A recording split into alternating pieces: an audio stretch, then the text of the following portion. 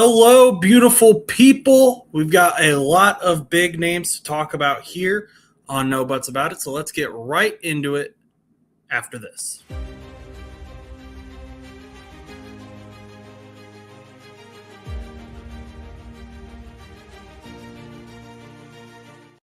Hello, everyone, and welcome to No Butts About It. We're going to be talking about NFL free agency, all the big names that we've been talking about here.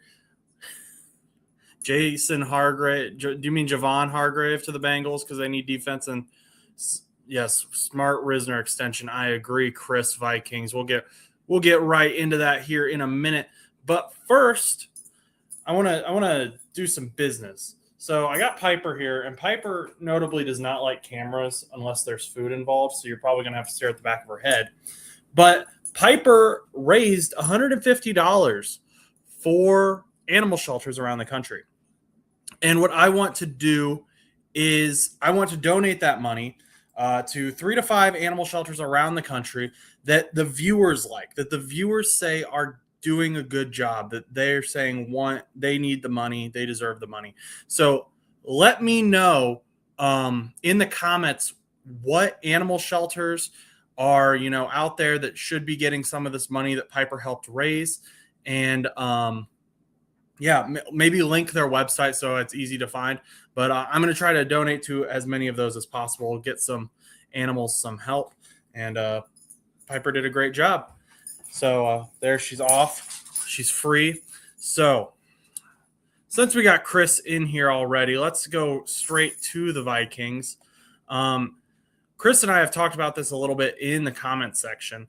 And that is Aaron Jones. Aaron Jones has been notified that he will be released or he will be traded. Right now, there's been no trade deal done.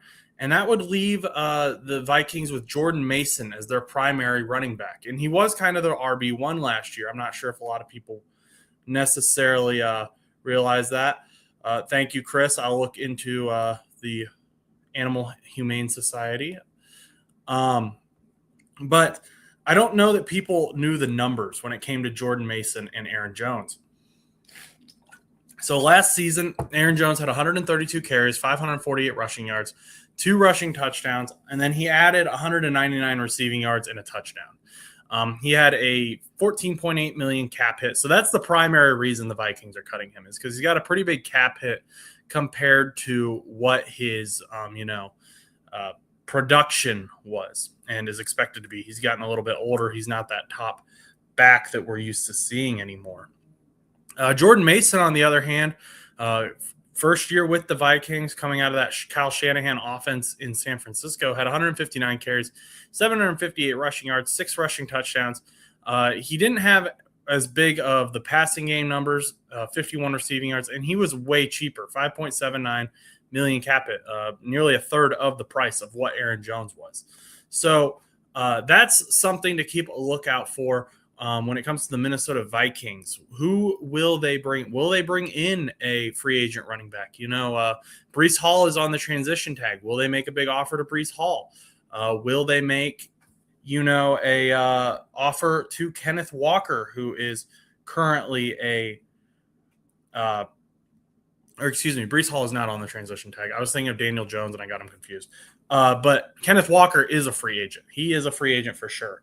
So could Kenneth Walker be headed to Minnesota? Would they make that big move?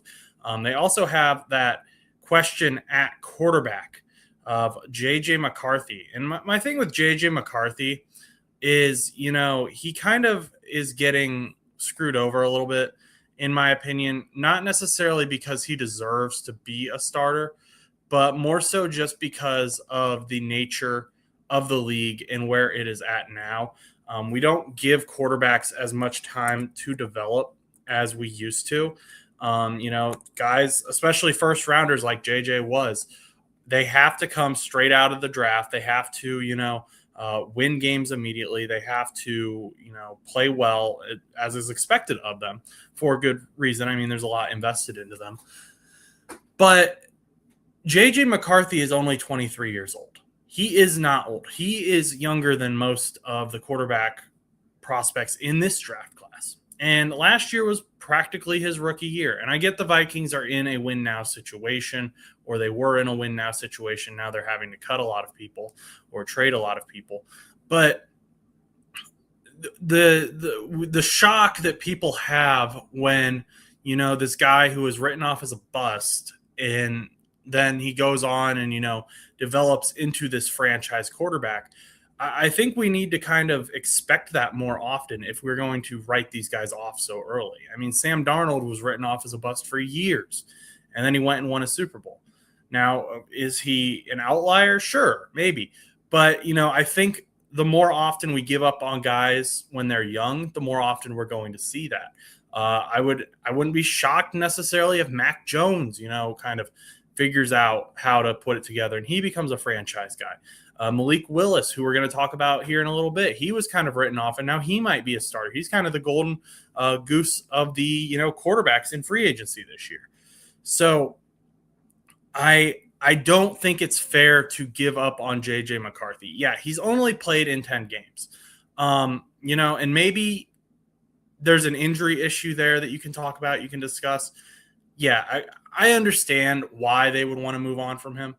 But to completely write him off altogether, I think is silly and a bit reactionary. If I were the Minnesota Vikings, and I would give him at least one more season. And, if the injuries continue to be an issue, maybe that's just who he is. Maybe if he doesn't show that he's able to develop, maybe that's who he is. But Vikings fans should have expected this of J.J. McCarthy coming out of college. He came out of a run-heavy offense at Michigan. It wasn't like he was, slinging the ball left and right. That national championship team was won on the backs of the O-line, on the backs of the running backs, and J.J. McCarthy was able to help with his legs and his arm as well. But it wasn't the primary reason they won. So I think J.J. McCarthy should be given another opportunity. KOC being on the hot seat is just shocking to me. I know I've seen a lot of Minnesota fans say this, and I guess, kind of why. I mean, last season was very underwhelming for Minnesota fans, but I think he's way better coach than a lot of coaches in the league. And it goes back to my rule of who are you going to get to replace him? And I don't know that you're necessarily going to find a better coach than Kevin O'Connell right now. Maybe you will, but I think it would be difficult. So moving on from the Minnesota Vikings for a minute, Chris keeps saying that we should trade for Javon Hargrave. And the reason he says that is because he claims the Bengals, Brian Flores. That's true. You guys do love Brian Flores. They do love Brian Flores. But what if he doesn't work out? What if he's worse? But anyway, Trey Hendrickson is a free agent now. First of all, before we start this segment, I just want to say, thank you, Trey Hendrickson, for all the memories you've given us. You're a fantastic person, fantastic leader. It sucks that things didn't work out. You weren't able to retire in stripes, or at least it seems like you're not going to be able to retire in stripes. But you really did bring a ton of memories to Bengals fans. You'll go down as the best free agent signing in Cincinnati Bengals history. But ultimately, I do think that this is the right move for Cincinnati. The Bengals just simply aren't in a place right now where they can afford to spend all that money on one player on that side of the ball. Trey Hendrickson is still a fantastic player. Hopefully he bounces back from injury and is exactly who he was. But, that's not a risk the Bengals can afford to take right now with all the holes that they have on defense. The defensive line still wasn't great, even with Trey Hendrickson on. So, you kind of have to hope that you're able to get some guys in free agency, get some people at some other positions. I've got some players here that I want to look at. And I really am hoping, Myles Murphy is able to take a step forward. We saw it near the end of last year. We've consistently seen him get better each season. Now's his time to shine. Same with Cedric Johnson as a rotational back. He's a guy I really like. We haven't seen him a whole lot. And then obviously you've got Shamar Stewart coming in, as that first rounder. Hopefully he's able to get it going in year two. So, I get the flack, I get the hate, but I do think there are some key pieces that can help the Bengals defense. And there are some guys that I would go after in free agency for the Bengals. So let's talk about that real quick. and then we'll talk about Dalton Risner, and then we'll talk about some other players here around. But I wanted to give like a general overview of a couple players that I really like for the Bengals, and they may even end up on other teams as well that you guys follow. So the first one is Geno Stone is leaving the Cincinnati Bengals. And, safety was a really big problem for the Bengals last year. They need someone to put alongside Jordan Battle. And I really like Brian Cook for this. He's coming off of a Spags-led Kansas City Chiefs defense. He's got that, experience. He's a good tackler. I think he's got allowed very limited touchdowns in his career. Very good coverage, safety. I'd love to see him in Cincinnati. I think you could probably get him on a fair deal. I don't know what his market would be like, but the safety market in free agency is insane. So there's going to be a lot of competition, and that could help drive some prices down for those positions. But safety is definitely a need for the Bengals. Another guy I really like is Cam Curl from the LA Rams, coming from that Chris Shula defense. He's just been awesome. He's one of those guys who is really outplaying where he was drafted. He only allowed one touchdown last season, I believe. And he's another guy who kind of went under the radar on that Rams defense. That's arguably the whole defense went under the radar because they're kind of made up of a bunch of people who weren't considered great prospects, weren't considered great free agency signings, and developed well. So those are my two guys at safety I would like to see. I'm hoping they at least put in offers for them because the safety is just such a big issue. And even if you draft Caleb Downs with the first round pick, I think you still need to bring in a veteran safety just in case there's that, learning curve with Caleb Downs, even though he's a fantastic prospect and, should hopefully be able to start day one. But having Cam Curl or Brian Cook back there as well will be a huge help. The position I'm most excited about for, though, the Bengals is linebacker. So the linebacker position for the Bengals was super underwhelming last year. Logan Wilson got traded midway through the season, got released by the Cowboys after that trade. So that was upsetting. But, Demetrius Knight didn't really live up to my personal expectations for him. I'm not sure that he was necessarily used correctly either. He was kind of used as more of an on-ball linebacker. I think even though he has struggled in coverage in the past, it looked like he was better in off-ball just coverage. He's not the fastest player, but he was decent, and he did get better near the end of the year. But where the guy we need to replace as a starting linebacker is Barrett Carter. And now Barrett Carter, again, in his rookie year, but he just took really bad angles all year consistently. I think he could be a good special teamer, but he is not the guy you want to be running out there as the starter. And he didn't really provide much of a pass rush either, and that's kind of why they were trying to force Demetrius Knight into that position. So I was looking at linebackers who can play a versatile role and also can maybe provide an edge rush for the Cincinnati Bengals, because Duke Tobin has said that, pass rush is super important to him. And now that Trey Hendrickson's off the team, it's even more important that we get someone like that. So my dream, pinnacle pick is Devin Lloyd from the Jaguars. Devin Lloyd has been a fantastic player for a very long time. He has multiple Pro Bowls. I believe he was first team All-Pro last season with the Jaguars. If not, he was second team All-Pro. This is just my dream hire right here. He is probably going to get 18 to 20 million a year. So he's going to be a bit more expensive, but this is the type of big ticket item the Bengals need to make on defense. They need to get a guy like this who can make a difference. He's great in coverage, and he was the number one blitzer in the NFL last year, I believe. Not among just, I believe it's all positions, not just linebackers. He was fantastic in the blitz, and if he wasn't number one, I bet he was top 5. He was just fantastic. Devin Lloyd would be if day one of free agency, they announced the Bengals signed Devin Lloyd, I'm going to be on here. There's going to be a video, because Devin Lloyd he's been so good for so long. And I think he just could kind of bring that hype to the Cincinnati Bengals. And that's what they need right now on that linebacker room. But, sometimes you can't always get what you want, but you get what you need.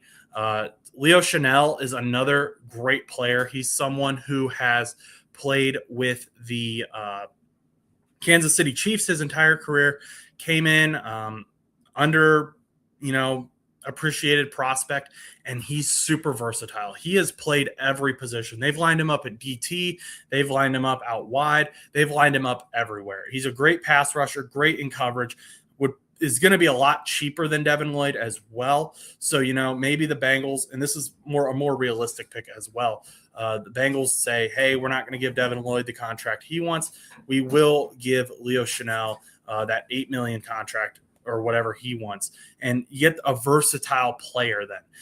If your team ends up with Leo Chanel, you're ending up with a great player. He's a fantastic tackler, great leader on the Kansas City Chiefs. So I'm hoping he ends up in stripes, but we'll see. And then maybe we'll get both Devin Lloyd and Leo Chanel, and I'll be extra happy. But the other one is K'Lavon Chaisson. He kind of, was a letdown in Jacksonville. They drafted him fairly high in the 2022, 2021. I don't know. We're just going to Google it, okay? Because I have a laptop here. So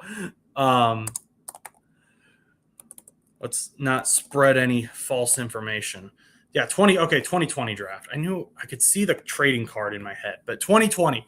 And he was drafted high, was a letdown, ended up with the Patriots and was fantastic last year. Was a great pass rushing linebacker, kind of another guy who, he definitely increased his stock, but I don't know that he'll be super expensive this year. But ultimately, Devin Lloyd is my guy at the linebacker position for the Cincinnati Bengals. I'm willing to make that $18 million a year investment, and the Bengals have the money to do it. So why not? Of course, there are other positions they need, like safety, like we just talked about. On offense, you maybe need another wide receiver 3. But, I really think that if you get Devin Lloyd and Brian Cook and then maybe a few other people on that defensive side of the ball, you're going to have a very good defense that could rival that 2021 free agency class. That was the reason the Bengals went to the Super Bowl. Trey Hendrickson, Cheeto Awuzie, DJ Reader, some great players that they brought in, and it completely changed that team around.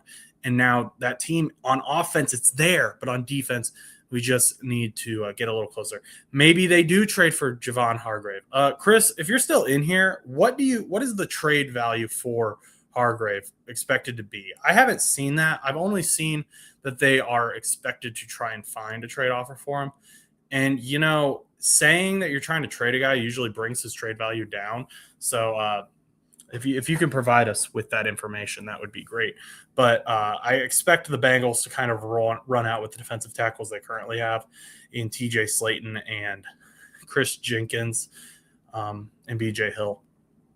But we will see. Maybe they do make a move. Maybe they make another move on that D-line. I would bring back Joseph Asai as well. He's going to be a little bit more expensive. $9 million a year, I think, is his contract. But he's shown flashes as well. Third-day pick swaps, like a 6 to 7 swap. I would do that. Easy. I would sign that. Just to have a veteran on that line, and he's not a bad player at all. I would. Yeah, okay, just getting rid of the contract. Okay. Yeah, he's a good player. He's just expensive, unfortunately. So I don't know if the Bengals would be willing to take that on, but hopefully they'll look into it at the very least. But they could use that Logan Wilson pick on him as well and bring in that type of player. I've seen people suggesting we trade for Jeffrey Simmons, and I don't think the Titans are going to do that, but, you never know. So, yeah, those are my thoughts on the defense and some free agents the Bengals should target.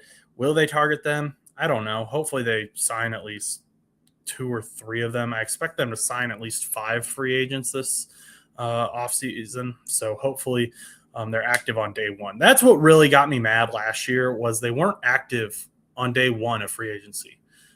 They just kind of let everyone go, and then they kind of showed up on day 3. You can't do that when you've got Joe Burrow, when you've got Dalton Risner. And I like that they're ahead of the curve on Dalton Risner. Yeah, no, this is never going to happen in anyone's lifetime that is watching this right now. Joe Burrow will never be traded for Javon Hargrave or anyone else at the Minnesota Vikings. Okay, thank you. Anyway, let's talk about Dalton Risner a little bit. Dalton Risner, he's a guy I really liked. I really liked Dalton Risner. I was so glad to see that he was coming back. And they got the contract done early. They didn't let it drag out like they usually do. He's a fantastic player. He was a leader on that offensive line next to Amarius Mims for Dylan Fairchild. He's able to help develop these guys, and he wants to be here. He said he wants to be here. He loves Scott Peters. I love Scott Peters too, so that was good to hear. He loves Joe Burrow, loves Ted Karras, loves Amarius Mims. Amarius Mims loves him. It's good to see those types of players here. And we got a 1-year, $5 million contract for him. I think it's like $3 million, $3.5 million, I think, base, and then there's some incentives, and then there was 1.75 guaranteed or something like that, whatever that math works out to be. He's going to be 31 in 2026 season. He's got a July birthday. Only allowed 2 sacks last season, had 4 penalties, and like I said, he is a leader on that line. Dylan Fairchild notably improved with Dalton Risner, Risner. I'm going to say Risner. It's because of the kids. I'm a youth minister. I hang out with high schoolers too much, and I hear Riz all the time. But Dalton Risner, he is a fantastic leader on this offense. He is a better coach than he is player sometimes. He brings up the guys around him. He brings up Amarius Mims. He brings up, Dylan Fairchild, Jalen Rivers. All these guys have seen improvement, and it was amazing. This is the best offensive line Joe Burrow has ever had in his career, and it's not even remotely close. Having Orlando Brown Jr. be probably the worst player on the line is a great situation to be in.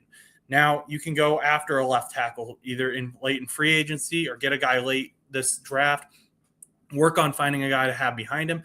But Dalton Risner, dang it, is a fantastic player. He always wants to be at his current team. I don't think he was saying he hates Minnesota. It was just, you could see something in his eyes. It was just a glow. He was like, I want to be here. I love this team. I love the Bengals. Maybe that's true. Maybe he's just talking. But, I'm here for it. I'm here for him to talk. I'll eat it up. I'll listen. But I'm happy he's back. I was very worried that we were going to lose Dalton Risner in free agency, and the Bengals were going to do something stupid. But they didn't. So let's give them credit where credit's due. They've done a lot of stupid things. This was not one of them, luckily. So next up. Should we talk about some trades? Talk about some trades that happened yesterday. The Browns got Titus Howard. And this was notable because Titus Howard is one of the few linemen actually left with the Cleveland Browns. So I updated this right before the show because they ended up cutting more. The linemen leaving the Browns, that list is long. Cam Robinson, Joel Bitonio, Ethan Pochik, Wyatt Teller, who is going to have a huge free agency market as well. Wyatt Teller is a name to look out for. Jack Conklin, Tevin Jenkins, Cornelius Lucas, and Justin Osborne. So they're losing a ton of their starters, and then they're also losing a ton of their backups that they had to cut due to cap casualties.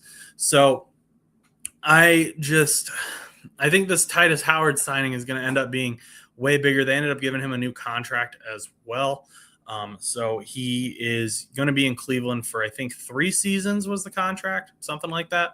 And that is a big deal for, Cleveland fans who have been used to having a good offensive line. He's a good player to have anchoring that offensive line, but you still don't really know who the quarterback is. The quarterback is currently looked at as being Deshaun Watson, it seems, as the starter, but then you drafted Shador, you drafted Dylan Gabriel, and you're potentially also looking at drafting another quarterback, whoever that is. What round do you do that in? Are you going to go after Ty Simpson? Are you going to go after a second rounder for a second rounder?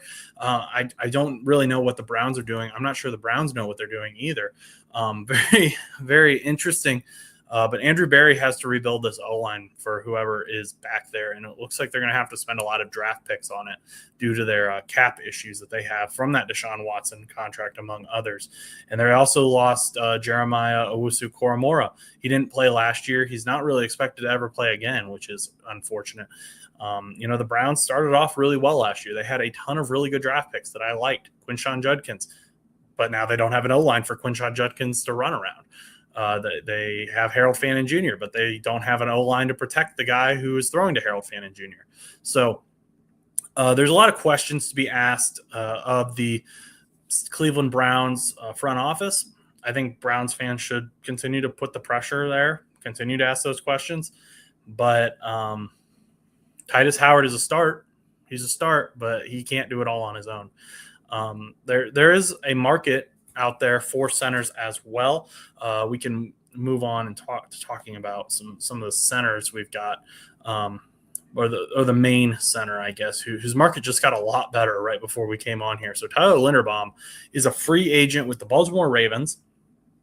And it was kind of expected that the Raiders were going to go after him, and I liked that move. I came into this show completely planning to talk about, hey, the Raiders need to go after a guy to protect Fernando Mendoza.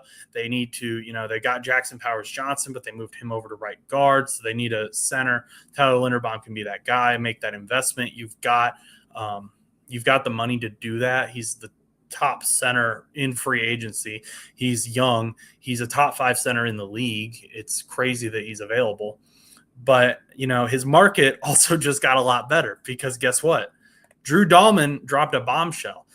So Drew Dahlman was signed by the Chicago Bears last season to a 3-year, $60-something contract, I think. It was definitely a 3-year contract. And he played 1 year. He was a huge free agency signing for the Bears in their attempt to rebuild their O-line. And he announced today that he's retiring. He is age 27, retiring at the top of his game after playing 1 year on a big contract. And, now the Bears also have to look for a replacement for their left tackle, Ozzie Tripololi. I say his name wrong. But he's got that injury from the playoffs, and now they have to look at a replacement for Drew Dahlman. They'd finally figured out their O-line, and Drew Dahlman kind of threw a wrench in those. But Tyler Linderbaum's out there, and Tyler Linderbaum's going to have a market. Do they throw more money at free agents in free agency at their offensive line to get Tyler Linderbaum? And they're also rumored to be going after Maxx Crosby. So how much money do they actually have to invest in their O-line now? He can stay in purple. He just had a horn. Oh, Tyler Linderbaum. Yeah, I saw Ryan Kelly could also be a potential cap cut. I'm sorry he didn't work out for you. I really liked Ryan Kelly. He just struggled with injuries in Indianapolis, unfortunately, and it seemed like that kind of just continued in Minnesota as well. But he's a good player when he's healthy, just wasn't able to get there. But I think this Tyler Linderbaum contract is going to be between the Bears and the Raiders. Caleb Williams has shown he can be the guy to get them to the playoffs if he has a good line. And now the Bears have to invest in that again. I'm still shocked Drew Dahlman retired, to be honest, but here we go. He should retire. Too many concussions. Who are you saying should retire because of too many concussions? I just said like 3 names. So I'm not sure who that was in reference to. But yeah, Ryan Kelly. Ryan Kelly has, yeah, okay. Yeah, Ryan Kelly does have too many concussions. Yeah, he's such a great player when healthy. He just wasn't able to get there. It's unfortunate. But yeah, super, super disappointing for him. And I hyped him up to you guys on One Bar and Lepicus's show. I'm sorry. I thought, sometimes guys are injury prone and then they go somewhere else, get different conditioning or whatever, and they, figure it out. He was not one of those guys who figured it out, unfortunately. So Ryan Kelly, sorry. Tyler Linderbaum, though, I guess we could throw the Vikings in there. Chris Vikings is saying that the Vikings are in the market for Tyler Linderbaum as well, along with the Raiders and the Bears.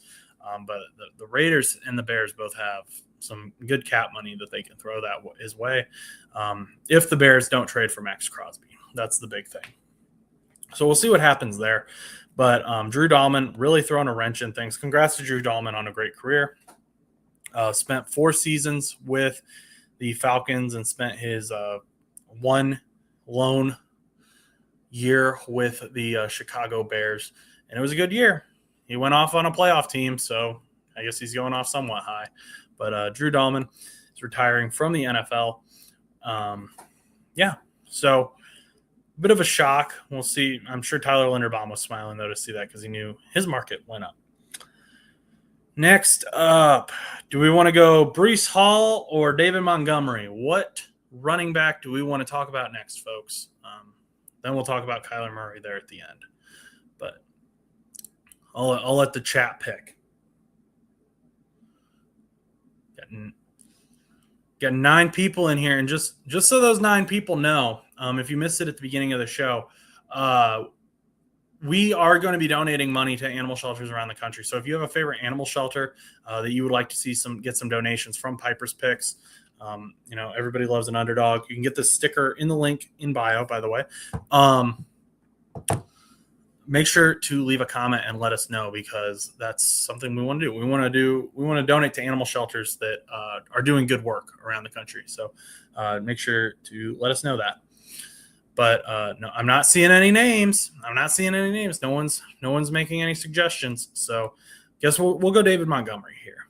So David Montgomery, he wanted more carries. He wanted to be an RB1. Broke up Sonic and Knuckles, unfortunately. That was one of the coolest duos in the NFL. But he is heading to Houston.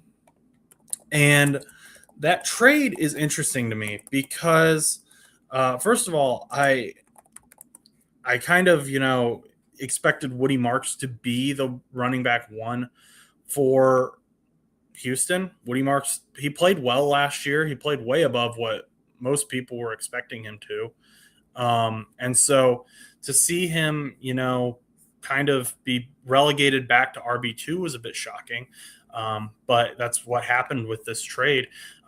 So the Lions received a 2026 4th-round draft pick and a 2027 7th-round pick, along with Juice Scruggs. So, they're receiving an offensive lineman alongside him. Juice Scruggs kind of seemed to just be an add-on more than, the actual trade here. But Juice Scruggs, and this made a lot of sense a little bit later in the afternoon yesterday because the Lions released Graham Glasgow. And Juice Scruggs is a center turned guard, and Graham Glasgow also was kind of a guard / center for the Detroit Lions. So they kind of filled that need, and Juice Scruggs is going to be a lot cheaper for the Detroit Lions. The issue I have with the move, though, is that Juice Scruggs is not great in the run game, and that's obviously with Jahmyr Gibbs. That's what you want to look at. The Lions' also interior O-line, as Chris here is saying, is not good. They've had to, move around a lot of people just generally on the O-line. And they've got a lot of questions there, even with the acquisition of Juice Scruggs. I don't think you want to go into the season with Juice Scruggs as your starting center. Now, of course, like I just said, sometimes people go somewhere different and things change completely.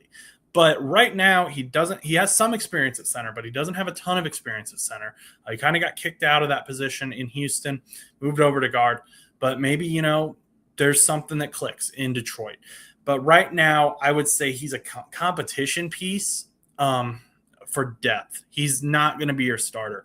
I think it's far more likely, just based on what I know about the Detroit Lions, what we've seen with the Detroit Lions, is that they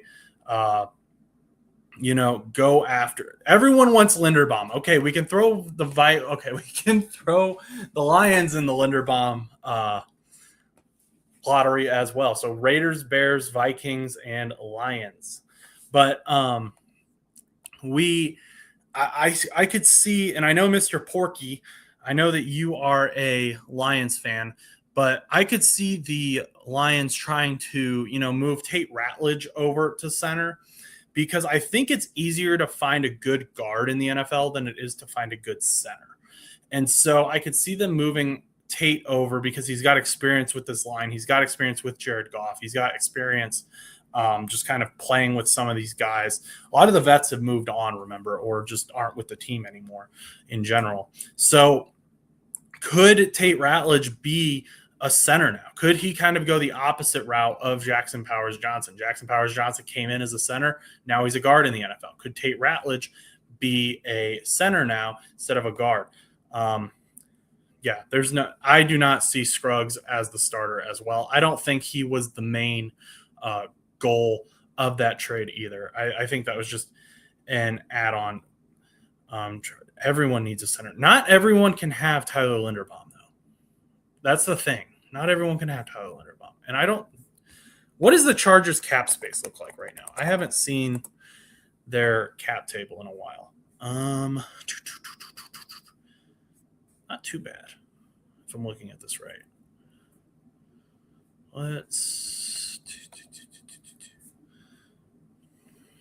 They have $218 million in cap allocations. How much free money do they have? Oh, they have $84 million in cap space. Okay, so they've got some money to play with. Do they donate that to center? I think what we're showing here is Tyler Linderbaum's just gonna have a great market, right? He's gonna get some big money because he is young. He's a good player. But I think the Lions will have to, move. I think Tate Ratledge as your center is your best bet right now as it stands. We'll see who we draft. It's hard to, kind of make these decisions now because you don't know who you're going to have in free agency. Because obviously if the Lions have Tyler Linderbaum, you're not going to move Tate Ratledge over and then make Tyler Linderbaum play guard. That'd be stupid. Vikings are – you're in like the Saints territory where the Vikings are in the Saints territory where I have no idea how they still are even like planning on rostering a team right now, but that's which the Saints have been there forever, it seems. But I don't like looking at drafts before free agency because it's really hard to say what a team should draft without knowing where, what they have, right? So, like, this isn't going to happen, but hypothetically, Kyler Murray goes to the Raiders. Well, then all of a sudden, they're likely not going to draft Fernando Mendoza first overall, right? So that upsets things a ton if that were to happen. Another example would be like the Bengals. The Bengals have a ton of needs on defense, and it's really likely that, they address one of those with pick 10. However, there's a ton of really good players that can fall to them in pick 10. It's really hard to say which one they should get because there's so many holes on defense right now that they need to be filled in free agency. For example, if the Bengals, go after Devin Lloyd in free agency and get him, I don't expect them to draft Sonny Styles with the number 10 overall pick.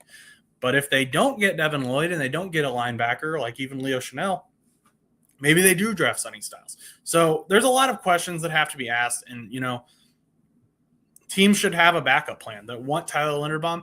If they get Tyler Linderbaum, great. They've got it solved. But they need to figure out who in this draft class they like as well. Jake Slaughter is a guy who he could go third round. And he's a great center that I like as well. I wanted to make a video on him, and I just can't find any videos. Highlights of him, unfortunately. But Jake Slaughter's a name to look for if you need a center. The center out of Florida. But, Tyler Linderbaum, congrats, bud. Your market just got a lot bigger. You're going to be making some bank.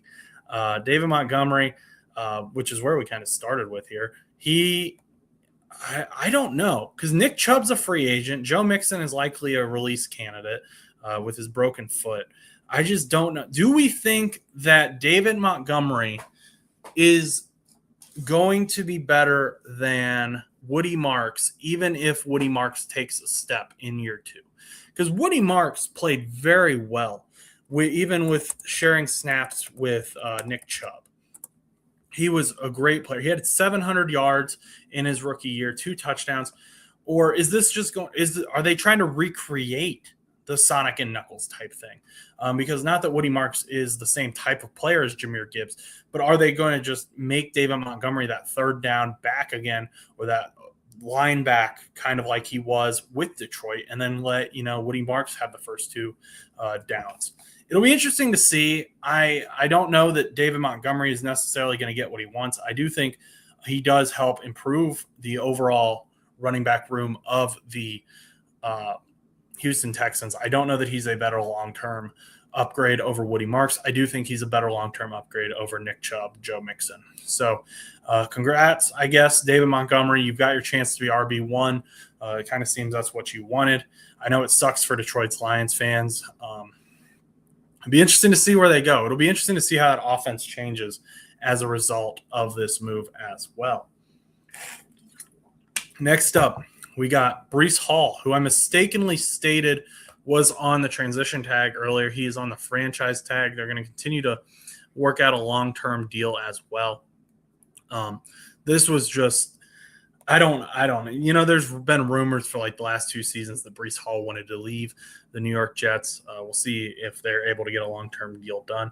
I'm really just glad that he's not on the Kansas City Chiefs, to be honest, because as soon as Breece Hall hit free agency, I expected him to, be a Kansas City Chief, because Isaiah Pacheco, following his injury, just hasn't really been the same guy.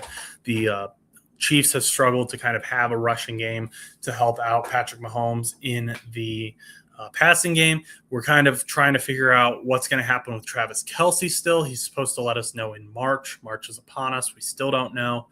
They've got, some question marks at receiver still with Xavier Worthy.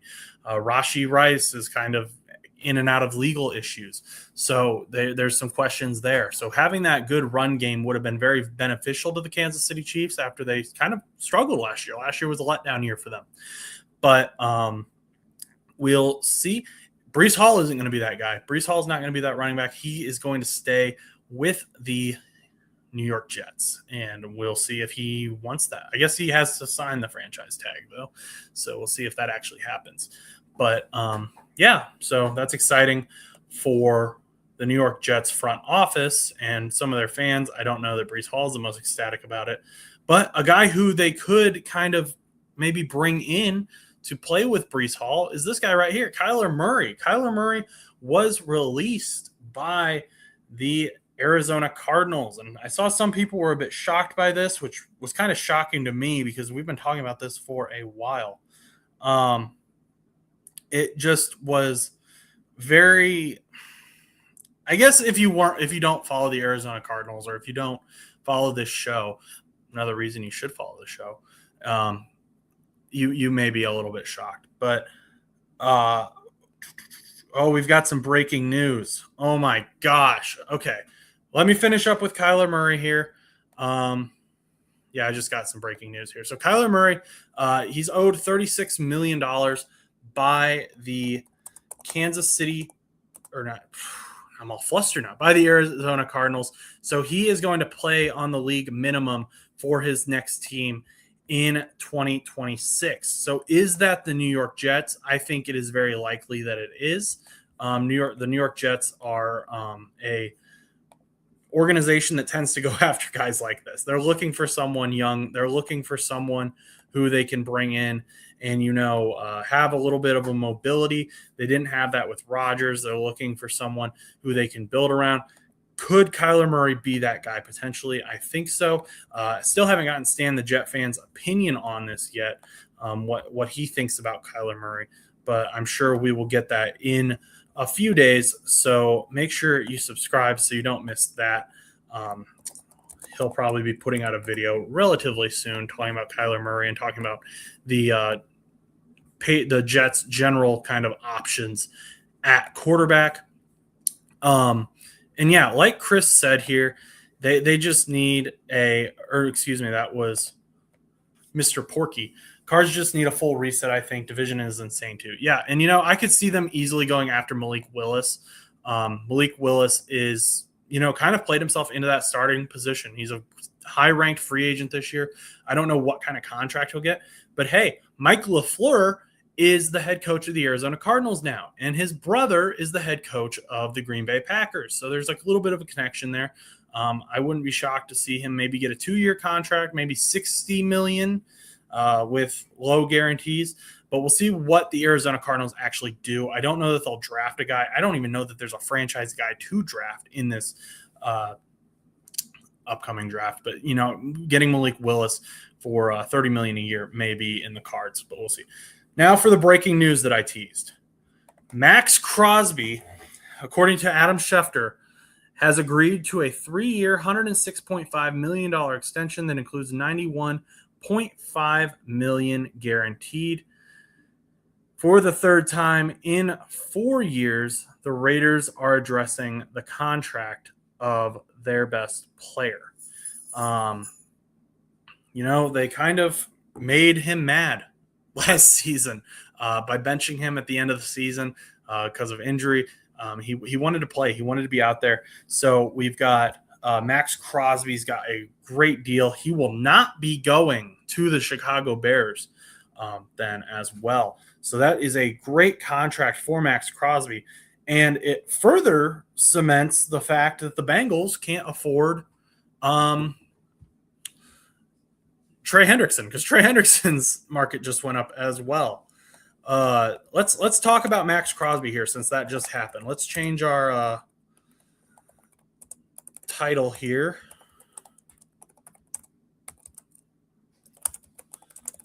What do we think? Let's get some live reactions to this signing of Maxx Crosby to the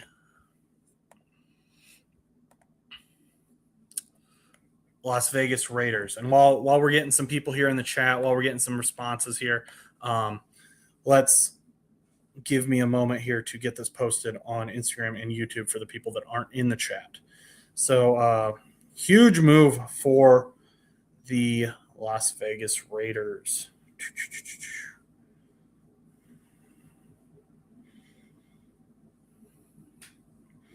Got a few comments I see. Just give me a minute here.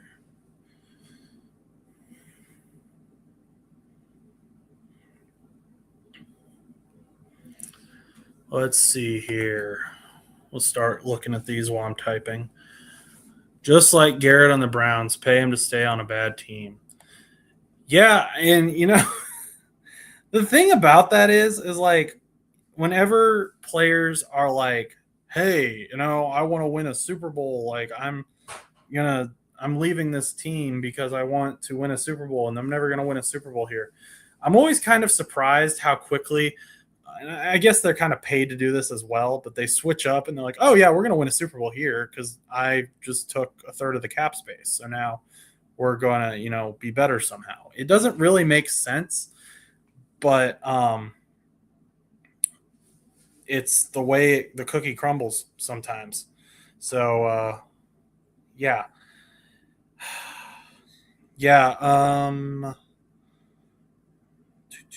So close. This app I use is not being cooperative in my rushing to get this done. So I appreciate you guys being patient. Bears need a new center. The 27-year-old just retired. Yeah, we just talked about that. Drew Dahlman retired kind of surprisingly. And Tyler Linderbaum, he could be an option for them, especially now that Maxx Crosby isn't an option for them. Josh, or Mr. Porky, his name's also Josh, I know him in real life. Everyone wants to win until they get paid tens of millions. I think I'd want to win, though. I get it. Like, it's hard to say sitting here, but, I mean, growing up, like, your whole thing is, like, you want to win a Super Bowl. You want to play a Super Bowl. Like that's what kids dream of, and you've got the money, and like your family's got the money. I get all that, but it's just, don't you want to win a Super? Like, why do we play the game? We play the game, I think most people, to win a Super Bowl, and I get maybe you gotta believe. Lions need a center. Glasgow cut. Lions need a guard as well. Yep. We talked about Tate Ratledge, I think, could be moved over to center, and then they could find a guard somewhere else. Shh, it's a secret. What's a secret? Oh, your name. Your name's a secret. I'm sorry. I doxed you. I did not mean to dox you. What are we thinking on Maxx Crosby though?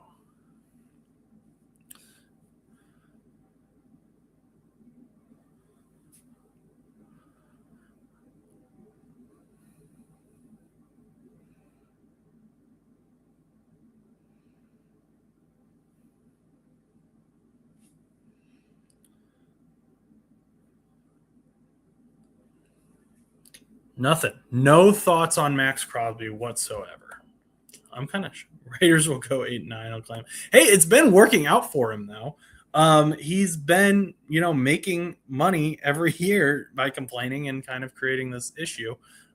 So I guess that's maybe you don't want him on your team. Like I like Maxx Crosby as a player, but maybe he's just really good at, selling the fact that he needs a new contract. So good for him, I guess. Maybe he really likes Fernando Mendoza. Maybe he met with Fernando Mendoza and he was like, I like this kid. I want to play football with him. So that's interesting that happened while we were alive. That's fun. Let's go back to Kyler Murray, though, because we kind of got cut off on Kyler Murray. So Kyler Murray is, I think he's got that potential to kind of be a player that has that same resurgence that we kind of saw with Sam Darnold. If he can stay healthy, he struggled with staying healthy. That was his big thing the last few seasons. And I think the Jets have shown that they want to, invest in an O-line. They've shown that they can invest in an O-line. They do still need to patch some holes there, but they're not the worst O-line in the league by any means. Kyler Murray's still mobile, still has a pretty good arm. It never really clicked. That offense after Cliff Kingsbury was fired, it didn't really click under Jonathan Gannon. I think that if you got a offensive coordinator that can work well with Kyler Murray, he could still be a very good quarterback in this league. There were a lot of I don't think he's a terrible quarterback, though. That's my point. I don't think Kyler Murray, I've seen him tied to the Vikings, Chris. Would you not want Kyler Murray at the Vikings? Do you not think Kyler Murray is a better quarterback than J.J. McCarthy? And remember, in this hypothetical, you're paying him less than $2 million this season to be your quarterback. I don't think he's by far the worst option. I think he's still probably a top 25 quarterback in the league at least. I think he's better than a lot of starters in the league. He's better than a lot of guys that will be starters in the league next season. And I think that he could have that resurgence opportunity. Will he? Maybe not, but I think he's got a chance, I guess would be my argument. But, yeah.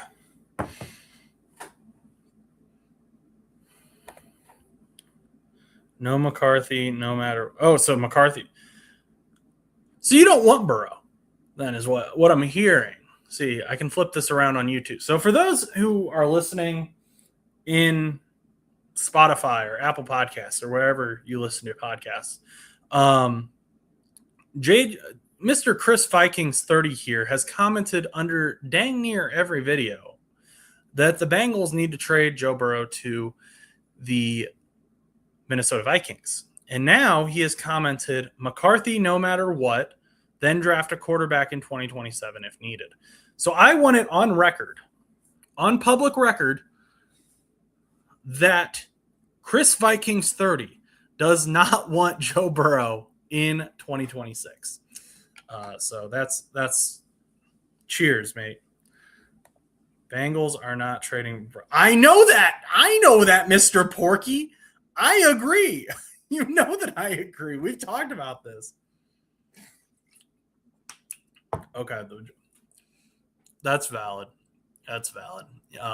I forgot about that. I made some fake. Well, they weren't fake, but I made some jersey swaps of Justin Jefferson in a Bengals jersey. So I guess this is revenge. Okay. Acceptable. Truce. Chris Vikings 30. Truce. Okay. We won't do that anymore. But hey, we were close. I kind of convinced myself that was going to happen. But yeah, that's funny. Yeah, the Bengals are not trading Joe Burrow. Not going to happen. Never going to happen. I keep seeing all these FanDuel posts the who says no trades, and it's like the Bengals aren't even picking up the phone for that. Like, you would need 7 first-round picks for the Bengals to even pick up the phone, I think, and I think they'd still say no. Joe Burrow is just such a marketable player and brings in so much money. But Mr. Porky, I know that you are a Lions fan. What are your thoughts on David Montgomery here before we leave?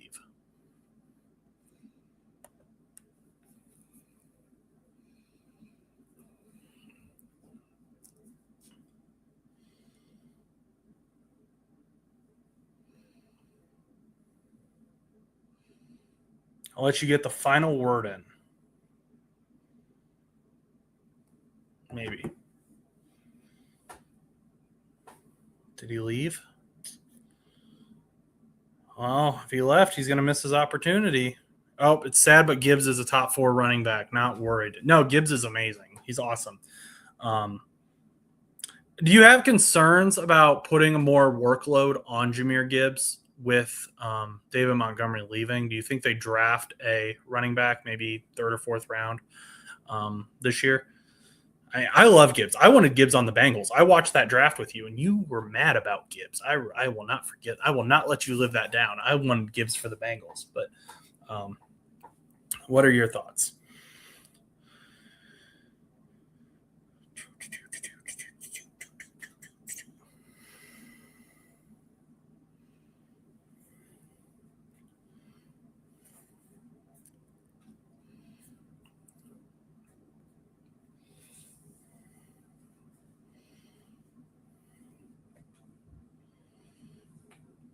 We'll get there. We're going to let him get final word here on David Montgomery and Jahmyr Gibbs. Not really. I do think we draft a running back day 3 as a young, cheap backup, though. Yeah, I was mad. Turned out great, though. Yeah.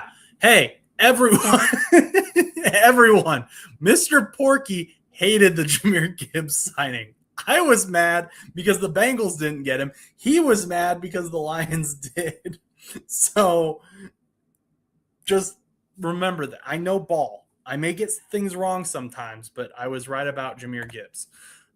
So that's my kind of final thing there before I enter into my spiel. So let's do that. So if you enjoyed today's show, please remember to like, comment, subscribe, and make sure to let us know what animal shelters you want us to donate to below. Make sure to tell your friends, have them subscribe as well. Hate is a strong word. Dislike. Oh, whatever. Okay. But make sure to check us out. Check out the merch shop. You can get this cool sticker. Mine's a little bit sun faded. It says "Everybody loves an underdog." It's got Piper on it with an NBAI sticker. Help support the show. We got a pretty interesting interview coming up. I think it's going to show a side of the game that a lot of people don't think about. A lot of people forget about, especially on game day. I think it's a big deal. It's going to be really fun. I really like talking to these people behind the scenes, and we're going to set up an interview so that you guys can hear from them as well. But so make sure you subscribe so you don't miss that. I appreciate all of you who have subscribed. I appreciate all of you who have stuck around for the last hour. And until next time, go do something nice for someone.